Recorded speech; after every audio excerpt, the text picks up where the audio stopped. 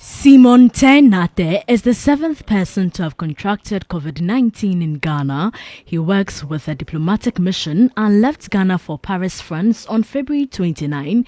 He tells me he took all precautionary measures to protect himself from the virus and does not know exactly how he contracted it. When I was leaving the country, I went with a plane. I got to the airport in Paris. There were human beings over there. We were all crowded and we went through the same system. There was no testing, okay? And from that place, I went straight to my hotel room. Someone picked me who has not covered the mouth. And you know, the viral infection, you can have it and it will take a couple of days or this before you get. At the hotel, we used the same lift. I had colleagues that were also part of the training and we were interacting as friends or colleagues at the training. All these things are, let me say, possible contacts that I came into. I had a mild cough.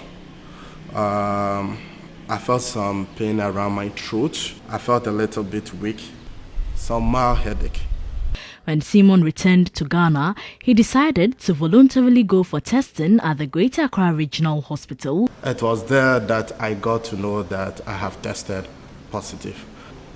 I was panicking because not for myself too much, but for the rest of the family.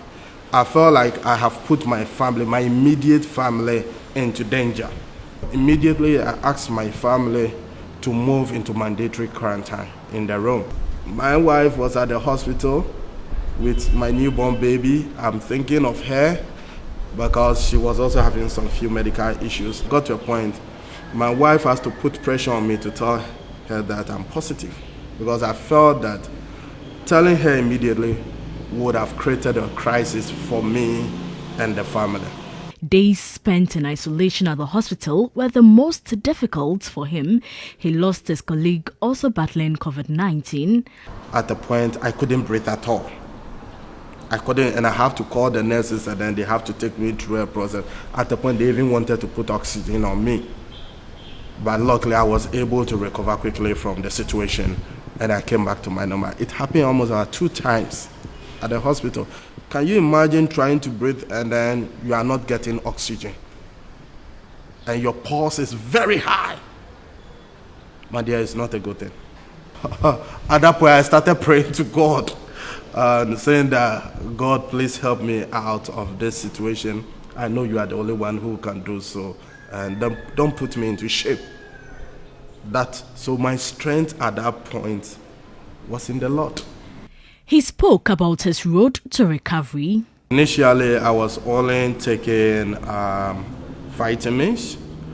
Subsequently, when they detected that I have issue with my blood pressure, I was put on some drugs. The Ministry of Health came out with an approved drug to whether to treat it or to suppress the effect, and that is chloroquine and azithromycin. So I was on azithromycin and then chloroquine. The thing is about your immune system. So they are doing everything possible to make sure that your immune system is very strong so that the virus will not be able to overcome you. I take a lot of water at the place and they encourage us to do so. I asked him what was the key to surviving coronavirus. Psychologically, when you lose hope, there is a possibility that you will give up. But if your spirit is very strong and you tell yourself, I can make it, that alone is 50% of recovery. Simon was full of praise for all the health workers who took care of him and hopes his experience will inspire others. Someone like me, I had the best of treatment when I was there. And I believe my colleagues will get the same from them. And God, in His special way, will reward them and their family for whatever they are doing for us. Simon had a message for Ghanaians. This Easter, I'm told people went to the beach to enjoy themselves.